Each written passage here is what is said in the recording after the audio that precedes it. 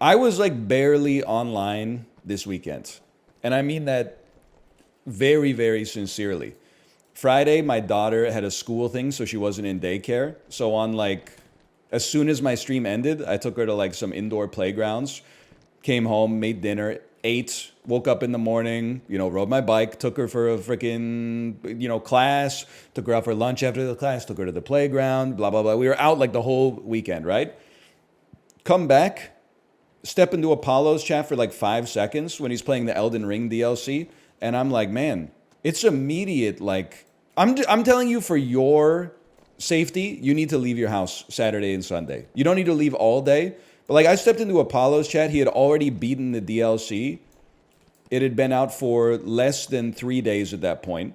And as soon as I stepped into his chat, people were like, oh, NL, you missed your window to play this. Sorry. Don't worry, your PC probably couldn't run it anyway. Oh, but NL, what do you think about the discourse that like the bosses are too hard and Elden Ring is like being review bombed? And I'm like, buddy, I was looking at seesaws all weekend. I don't know what the fuck you're talking about.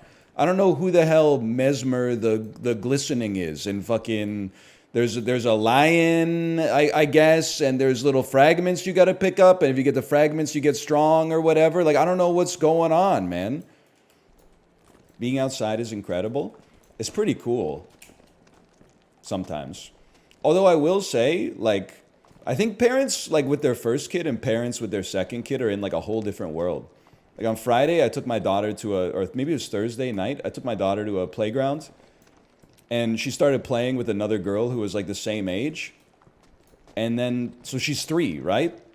And I was like, where's your dad? And then she pointed, and this dude was like 300 meters away teaching like his firstborn son how to play tennis. And I was like, damn, man, I couldn't. I would be having a panic attack like 24/7. I'm not that worried that like someone's going to kidnap my child, but more than my kid is going to get one of those like toddler, like bolts of inspiration and just like run out into traffic or be like, wouldn't it be funny if I played hide and seek right now without telling my dad where I was and then like, just had to sleep overnight in this park? I guess that's why, he's like, I got a spare. Should be able to put a microchip in your kid. As long as it gets removed when they're like 12 years old or it just like breaks down into the body and becomes like a probiotic or something. But like age, as soon as they turn 2 until the age of 12, having a microchip inside of your child would be very helpful. I do feel like, past that point, 12, 13, you're going to need they need some privacy. It's a rite of passage to lie to your parents a little bit and be like, I'm going to, Timmy's house, but actually they don't even know you're going to like, Jonathan's house instead. Jonathan's dad smokes pot? Yeah, man. Jonathan's dad fucking grows pot. He's an entrepreneur. Jonathan's dad has some problematic views on world history. And is probably like a pretty big loser, and that's why he lets the 16-year-olds come over and like get hammered in his basement. But, it's serving a purpose at that stage of your life.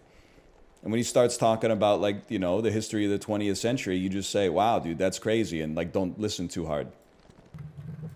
No, not yet. It's gonna spring, dude. Okay. That's fine. Just a little push.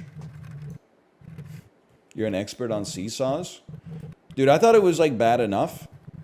Like when I am on the seesaw with my kid, I have to do all the work, right? Then she made a friend at the park and they were on the seesaw together. And I was like, finally, I can take a little break. Then I forgot, both of them are 3 years old, so they weigh like 30 pounds each. So they don't even like move the seesaw when they're like jumping and stuff like that. So like my ass now, instead of like just having to move the seesaw in one direction with my legs for a 30-pound child, I had to move the seesaw, what? In both directions for two 30-pound kids with my fucking arms, man. Don't. Yes, thank you. And then get out of here ASAP. Like, I'm sure at some point, you're like, when your kid makes a friend, you're like, that's great, they can play together. But now I'm like, I gotta teach my kid how to be like introverted, man. Because when they make a friend at the playground, now I'm looking after 2 kids. I'm willing to pay the cost because it's like, it's good for her to have that kind of interaction. But like at the same time... I know, and I'm like, I don't even know this kid. And she's like, can you push me on the swing? And I'm like, I don't know. Is your dad gonna freak the fuck out? I don't want that kind of responsibility. That shit is fraught with danger in the modern age. Also, someone's got to give these kids like a lesson in information security. The kid my daughter was playing with, she was giving me like all her personal information unprompted within like 2 seconds. She was like, hey, my brother goes to that school right over there. And I was like, I didn't ask, lady. You're making me look bad. I didn't need to know that shit. All right, all right, all right. Oh my God. Are these just like motion control? No, it was just perfect timing. Oh, no, no, no. We're going back to Ozempic Bridge, man. We're going back to Ozempic Bridge. Can I say, by the way, I had a productive ass weekend, man. On Saturday, I cleaned out all my drawers in my closet and donated like 2 huge bags of stuff I don't wear to the thrift store. And then I kept thinking, like, I need to get new pants. I need to get new pants. Then when I was going through the drawers, I found like 5 pairs of pants that just had rips where I was like, oh, I'll just put it back in the drawer and maybe I'll fix it someday. That was the day, man. I took the pants to the tailor. It was like a 71-year-old Egyptian man. And I was like, can you fix these? And he was like, sure, no problem. And then he just wrote down a bunch of numbers on a piece of paper and said, come with cash next Friday. And I said, oh shit, I'm like a real member of the city now. This shit is not happening online. This is like, I'm in the underbelly, man. I don't know. I'm in like some Sopranos shit or something right now. He's not going to pay tax on it. It's honestly none of my business. I'm just here for the pants. That's between him and the Canada Revenue Agency. Then like, between my daughter's classes, we were looking to get lunch and accidentally found ourselves at a Greek festival in Vancouver. I was kind of like freaking out. First off, it was cool. People were, you know, singing songs and selling food and stuff like that. Then there was like a store that was giving away free samples of like chocolate infused with magic mushrooms. And I was like, is this okay? Like I didn't have any because I had to drive. And I'm like, I kind of feel like my ego's already dead. Like I already have a rich internal dialogue. So maybe I've already opened like my own mind. No disrespect, no shade to those of you who need some pharmaceutical help. But like, I was like, is this all right? I thought this shit was like not legal in the most general sense of the term. It's fine. Yeah, I know it's fine, but like I was just surprised because there's like, you know, like it's illegal, but the cops don't do anything about it. As far as I'm concerned, that shit is legal then, man. Because there were like police like everywhere in the festival. So as far as I'm concerned, that shit is legal. If it's illegal, but they're not going to do anything, then it's legal. There's like 11 mushroom shops on Commercial Drive.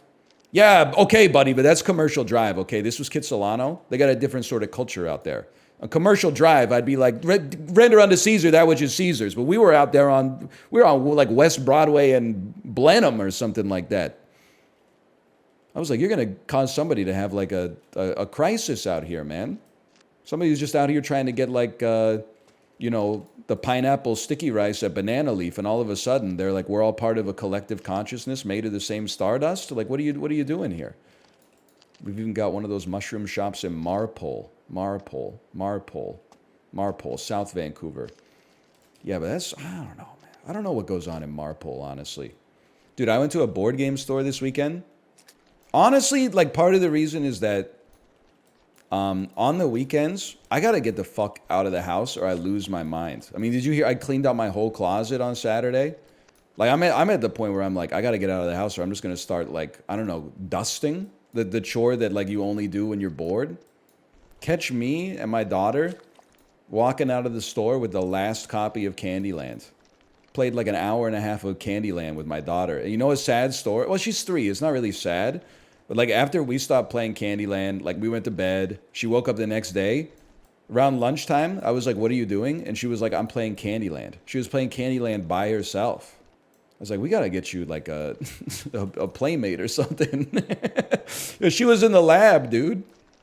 We also got a dice game called the LCR game, where you just start with like a few tokens, and then whatever you roll on the dice, an LC or an R, you give your tokens to the people that are sitting at the table, or you give them to like a pot in the center, and then like whoever has tokens left at the end wins the pot in the center. And I was like, this is the ultimate like cottage game, man. This is so Canadian coded. And then we bought War as well, but she was like, I'm not interested in War. It's so, I'm just happy she's at the point where like she actually can play and enjoy some basic board games. So I think like things are really gonna pop off when she's like 8 or 10. So then we can play, you know, like Monopoly and Scrabble and Crokinole and stuff like that. But then when she's like 14 and she's like, Dad, can you bring out like Twilight Struggle? That's when I'm like, oh, ask your mother.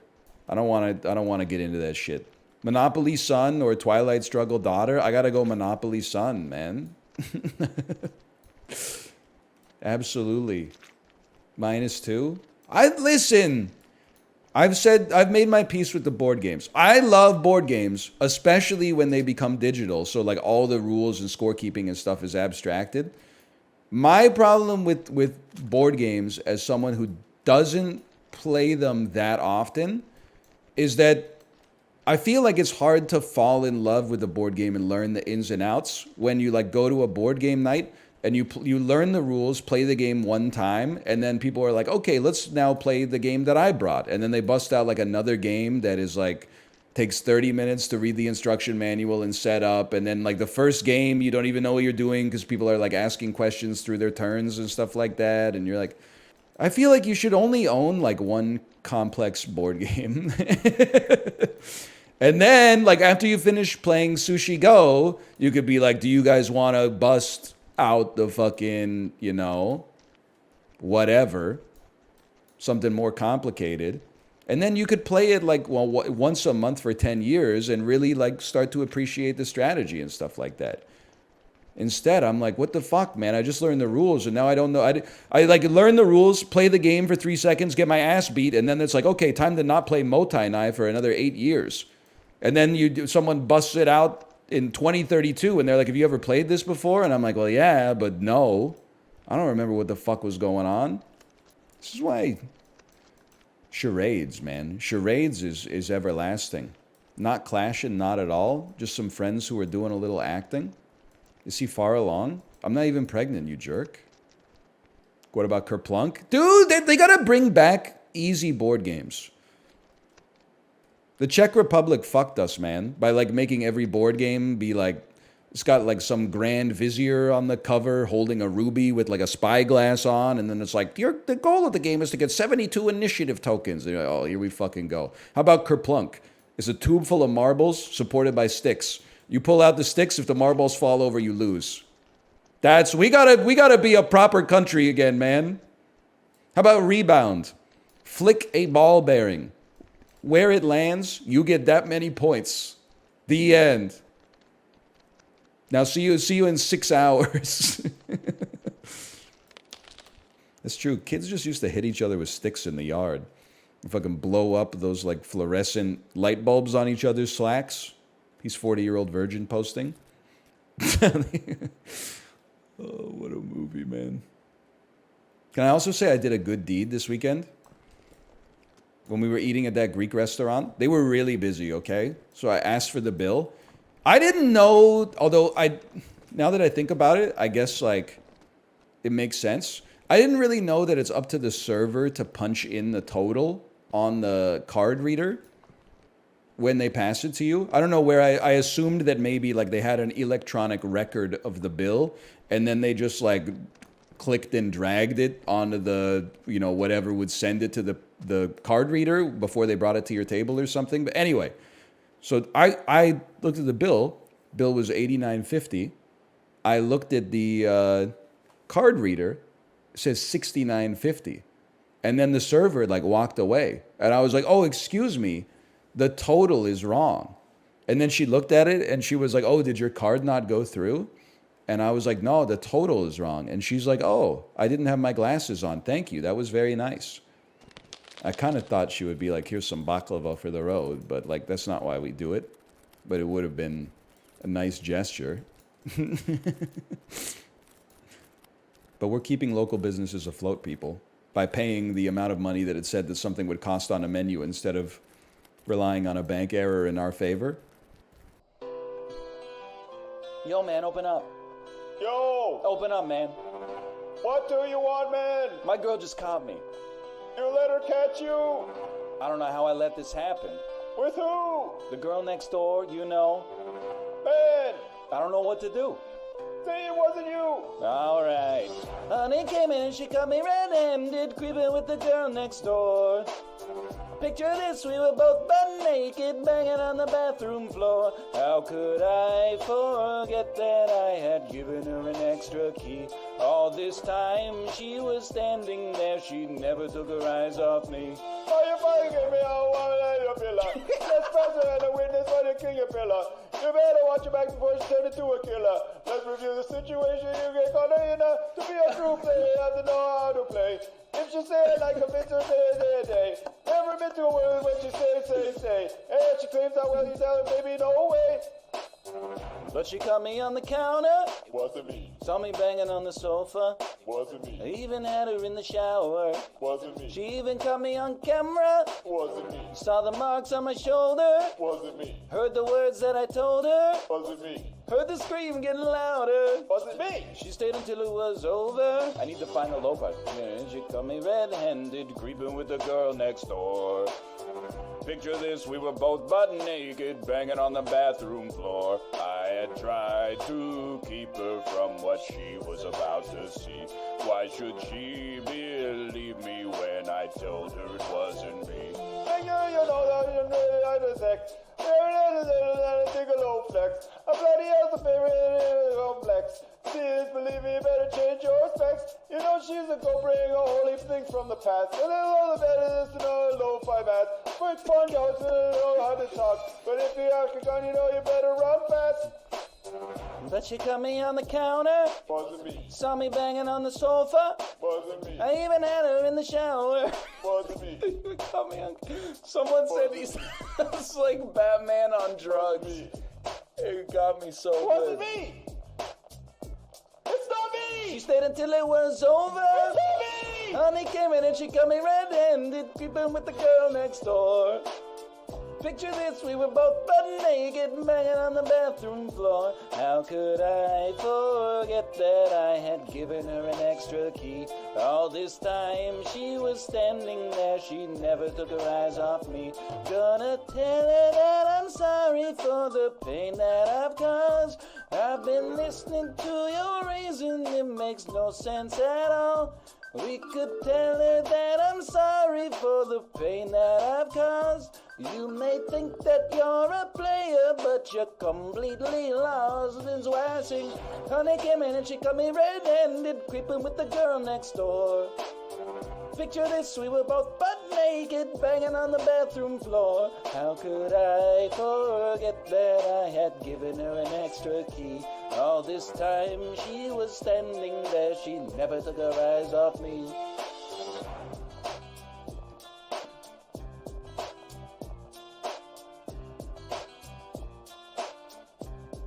That was incredible, Sips, thank you.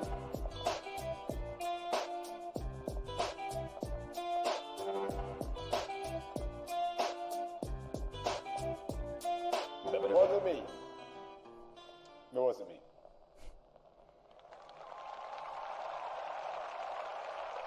I was hoping I would have one Shaggy part, though. Turns out it didn't matter too much, whether or not I could do the Shaggy voice or not.